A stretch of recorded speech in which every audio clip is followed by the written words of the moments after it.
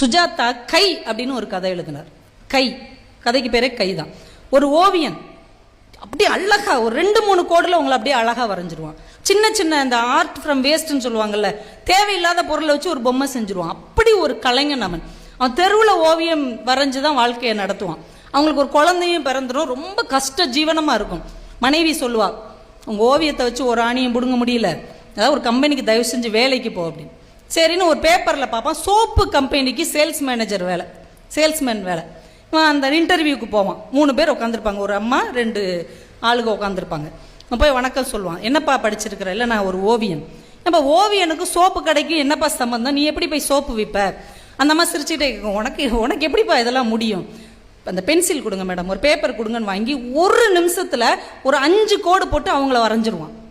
5 கோட்டில் அவங்கள அப்படியே தத்ரூபம் வரைஞ்சோன்னு அந்த அம்மா மிரண்டு போய், என்னப்பா இப்படி வரைகிற, நான் உனக்கு 10க்கு 10 மார்க் போடுறேன் அப்படின்றவாங்க.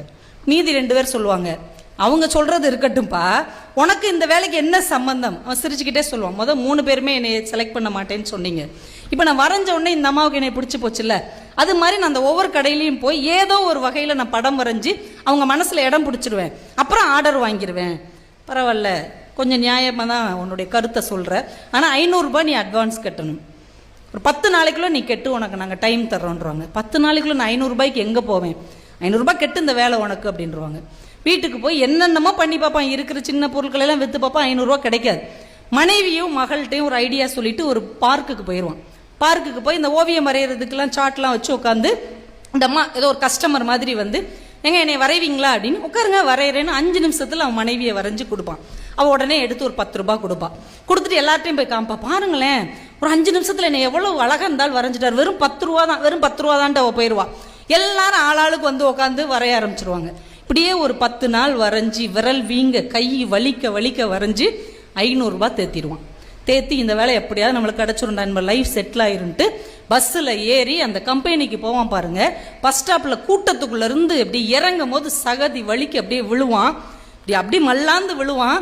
ஒரு கார் 2 கையிலையும் ஏற்றிட்டு போயிடும். 2 கையிலையும் கரெக்டாக அந்த உள்ளங்கையிலே ஏற்றிட்டு போயிடும். இப்படி மயங்கிடுவான். ஹாஸ்பிட்டல் கொண்டு போய் பார்த்தா 2 கையுமே இருக்காது. எதை வச்சு இவன் ஓவியம் ஆனானோ, எது இவனுடைய வாழ்க்கையினே நம்பிக்கொண்டிருந்தானோ, இப்போ அந்த 2 கையுமே இல்லை. இன்னொருத்தங்களை நம்பி நம்ம எப்படி வாழ்றதுன்னு 2 நாள் மன உளைச்சலுக்கு ஆளாகி, ஒரு நாள் நைட்டு 12 மணிக்கு மெதுவாக எழுந்திரிச்சு அந்த ஹாஸ்பிட்டல் மாடியில் போய் குதிக்க போவான். அவன் கால் 2 காலையும் ஏதோ 2 கைகள் பிடிக்கும். திரும்பி பார்த்தா அவன் மகன் நின்றுட்டு இருப்பான். என்னடா ஏன்பா குதிக்க போற, ஏன்பா சாக போற? அப்பாவுக்கு கையே இல்லைல்லம்மா, அப்பா எப்படிமா வாழ முடியும்? இந்தாப்பா என் 2 கையை வச்சுக்கிட்டு வாழ்ப்பா அப்படின்னு வந்துக்குள்ள.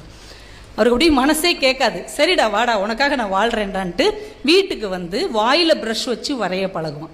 கொஞ்சம் கொஞ்சமா வரைய பழகி அவன் என்ன ஓவியம் வரைவான் தெரியுமா? ஒரு கையை வரைவான். அது வரைக்கும் அவன் வாழ்நாள்ல கையை வரைஞ்சதே கிடையாது.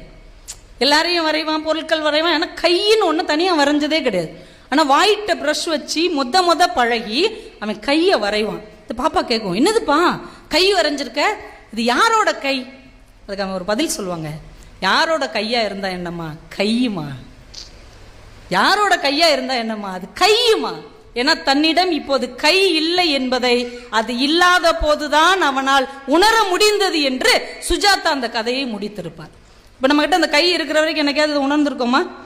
ஆனா அந்த கையில ஒரு வலி வரும்போது ஐயோ கையின்னு ஒண்ணு இருக்குன்னே நம்மளுக்கு தெரியும். அது மாதிரிதான் நல்ல உறவுகள், நல்ல நண்பர்கள், நல்ல மனிதர்கள், நல்ல பழக்கங்கள் நம்ம கூட இருக்கும்போது அதோட அருமை நமக்கு தெரியவே தெரியாது. அப்படி ஒன்னே இல்லைன்ற ஒரு சூழ்நிலை வரும்போதுதான் அதோடைய அருமை தெரியும்.